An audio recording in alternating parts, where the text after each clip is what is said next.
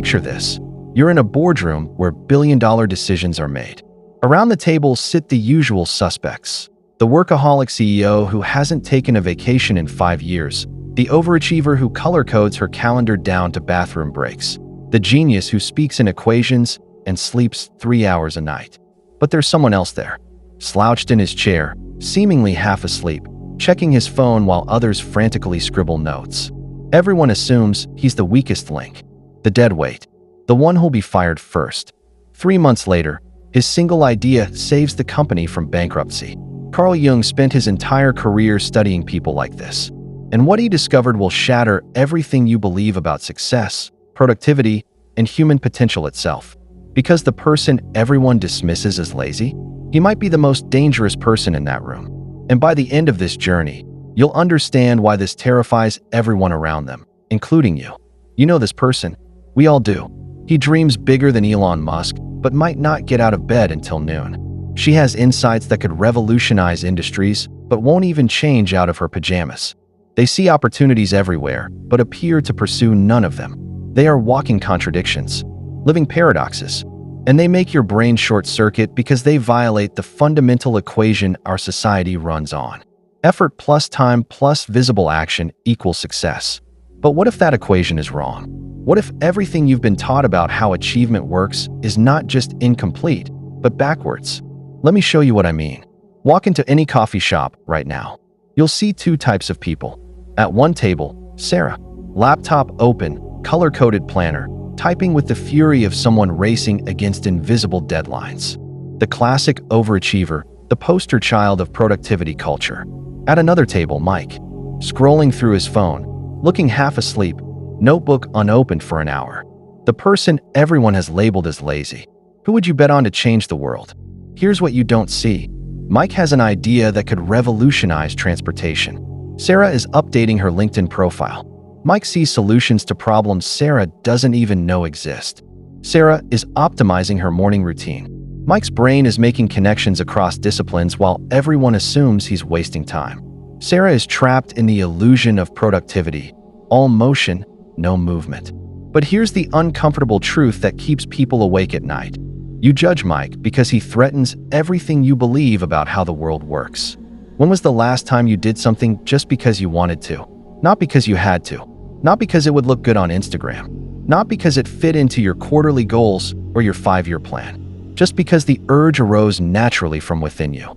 Can't remember, can you? Jung called this phenomenon the shadow. The parts of ourselves we're terrified to acknowledge. And in our hyper-productive culture, the deepest shadow is our fear of being seen as worthless, lazy, unproductive. We don't work to create. We work to prove we're not useless. We don't optimize our lives for fulfillment. We optimize them to avoid the terrifying question, what if I'm not enough? But the lazy, ambitious man doesn't feel that terror. He doesn't perform productivity. He doesn't prove his worth through constant motion. He's not even pretending to be busy. And somehow, this is the part that breaks people's brains. He still has better ideas than everyone running around with their hair on fire. Jung wrote, "Everything that irritates us about others can lead us to an understanding of ourselves." So what irritates you about the lazy, ambitious man? That he's not playing by the rules you've been forced to follow? That he's not sacrificing his present for his future? That he's not treating his existence like a problem to be solved through better time management? What if he's not the problem? What if the problem is the game itself? Here's what the productivity gurus will never tell you, because their entire industry collapses the moment you understand this truth. Your unconscious mind is infinitely more creative than your conscious, effortful thinking. Everything you've been taught about how breakthrough ideas work is completely backwards. Jung wrote, "The creation of something new is not accomplished by the intellect, but by the play instinct acting from inner necessity." The creative mind plays with the objects it loves. Read that again. The creative mind plays. It doesn't grind. It doesn't hustle. It doesn't set smart goals or wake up at 5 a.m. or optimize its workflow. It plays. Einstein discovered relativity during a daydream about riding alongside a beam of light. Tesla saw his inventions during evening walks through the park. Jung's most profound breakthroughs came during what his colleagues dismissed as his lazy periods. While you're forcing yourself through another productivity framework, the lazy, ambitious man is accessing something you can't even see: the infinite creativity of the unconscious mind. His ideas don't come from nowhere.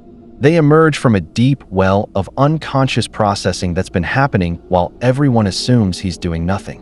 Remember Mike from the coffee shop? While Sarah was performing productivity theater, Mike's brain was solving problems she couldn't even perceive. Jung called this active imagination, when your conscious mind steps back and lets your unconscious present its insights.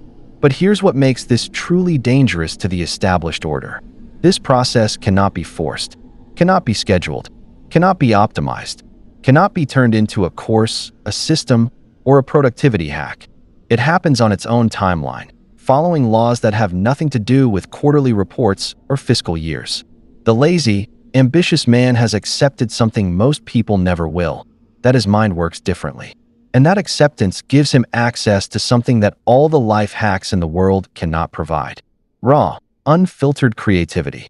Ideas that emerge not from research or brainstorming sessions, but from the mysterious depths of human consciousness itself. Now we arrive at the heart of why society fears the lazy, ambitious man. This isn't about individual success. This is about power. Our entire civilization runs on one fundamental belief: that human beings must be externally motivated to create value. You go to school for 16 years to learn to follow instructions. You get a job where you trade hours for money. You buy things to signal status. You optimize your life to be more productive for what exactly? The lazy, ambitious man looks at this system and asks one simple question: why? And nobody has a good answer. He has ambitions without anxiety, dreams without desperation, ideas without the compulsive need to immediately monetize them. This makes him unpredictable, and unpredictable people are dangerous to systems that depend on predictability. But here's the deeper fear that haunts the collective unconscious of our productivity-obsessed culture. What if he's right? What if ambition without anxiety is actually more effective than ambition with anxiety? What if dreams pursued from peace are more likely to manifest than dreams pursued from panic?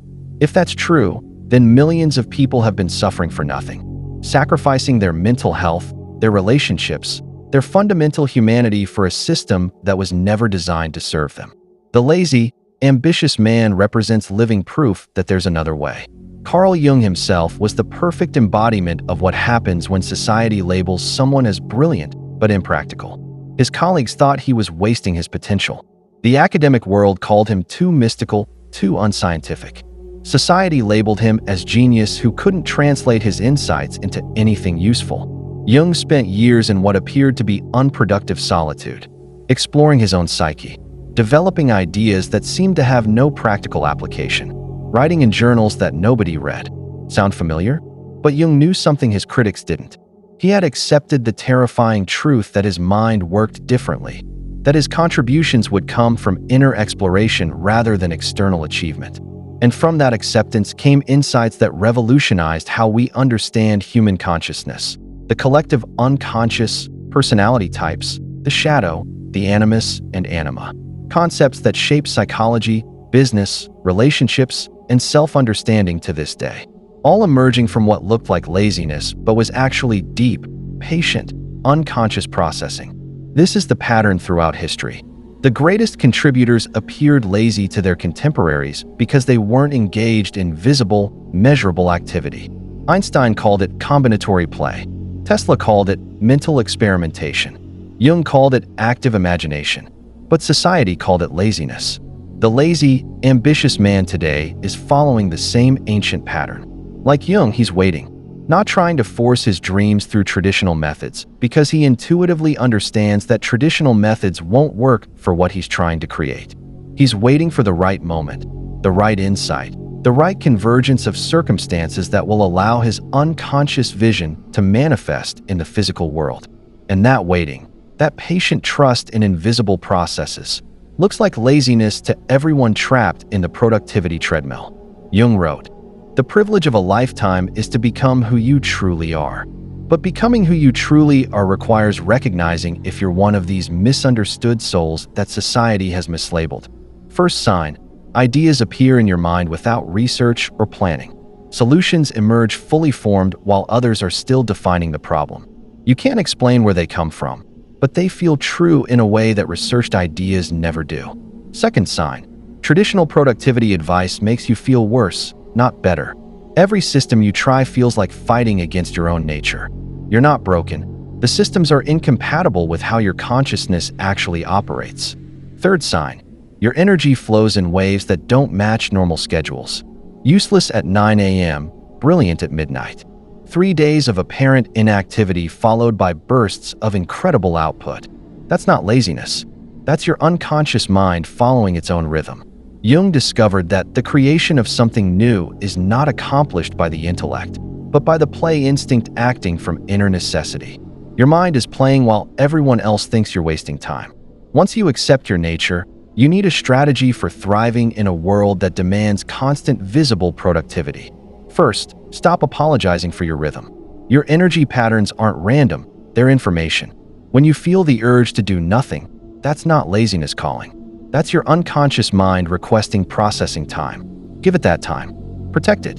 Defend it against those who want to fill every moment with activity. Second, learn to distinguish between rest and avoidance. They feel different. Rest feels peaceful, necessary, like charging a battery. Avoidance feels anxious, guilty, like running from something. When you're truly resting, ideas flow.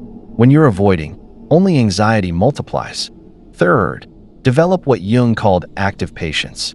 This isn't passive waiting. It's conscious preparation for when your moment arrives. While your unconscious processes, your conscious mind gathers resources, builds skills, creates conditions for when inspiration strikes. Most importantly, stop measuring yourself by other people's timelines. Society wants everything yesterday. The productivity world promises results in 90 days. Social media celebrates instant success. But Jung understood something deeper. Authentic transformation doesn't happen on a schedule. Your ambitions might take years to manifest. Your ideas might need decades to mature. Your moment might not come until you're 40 or 50 or 60. That's not failure. That's mastery. Jung didn't publish his most transformative work until his 60s. For decades, his ideas seemed impractical, too abstract, irrelevant to the real world. But when his moment came, everything he'd been quietly developing suddenly became essential. His laziness revealed itself as preparation for contributions that outlasted all his productive contemporaries. This pattern repeats throughout history. The person everyone dismissed as lazy suddenly emerges with something that changes everything. Because while others were optimizing their efficiency, he was optimizing his authenticity. While they followed other people's systems, he developed his own understanding. While they performed productivity, he became someone worth being productive about. Your moment will come, but it won't look like anyone else's moment. It won't announce itself with fanfare. It won't fit the hero's journey narrative that movies taught us to expect. Instead, it will feel quiet, inevitable, like something that was always meant to happen. The circumstances will align. The timing will feel right. The idea that's been incubating will suddenly have a clear path to manifestation. And when that moment arrives, all those years of apparent laziness will reveal themselves as necessary preparation. Every day you spent doing nothing was actually your mind solving problems others couldn't even perceive. Society fears the lazy, ambitious man because he represents a different relationship with time, with success, with human potential itself. He proves that maybe the problem isn't lazy people who need motivation. Maybe the problem is a system that pathologizes natural human rhythms and tries to force everyone into the same productive mold. If you have big dreams but struggle with traditional productivity, if your ambitions seem disconnected from your actions, if you've been labeled as lazy despite having a mind full of possibilities, Jung would recognize you immediately. You're not broken. You're not lazy. You're not failing at life. You're operating from a different dimension of human potential than society is equipped to recognize. The question isn't whether you'll achieve your ambitions. The question is whether you'll have the courage to trust your process long enough to let them emerge. Because Jung was right. Your vision becomes clear when you look into your heart. Who looks outside dreams. Who looks inside awakens. You've been awakening while they've been dreaming of conventional success. Sometimes the most ambitious thing you can do is trust what you see when you look within, even when the rest of the world can't see it yet. The lazy, ambitious man isn't society's problem. He's society's possibility. And that's exactly why they fear him. The real question is, what dreams have you been afraid to pursue because they don't fit the traditional productivity model? What vision is waiting inside you for the courage to trust your own rhythm? The world needs what you're carrying, even if, especially if, it doesn't look like productivity.